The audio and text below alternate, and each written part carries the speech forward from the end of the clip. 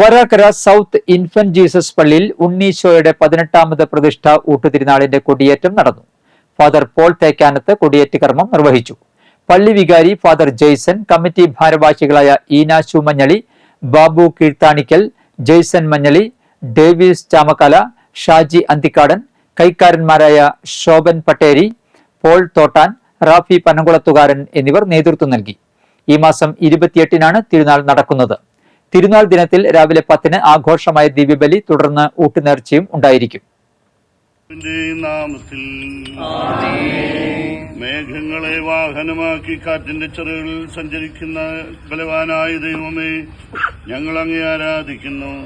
അങ്ങയുടെ മഹത്വത്തിനും വിശുദ്ധരുടെ ബഹുമാനത്തിനുമായി ഞങ്ങൾ ഉയർത്തുന്നു.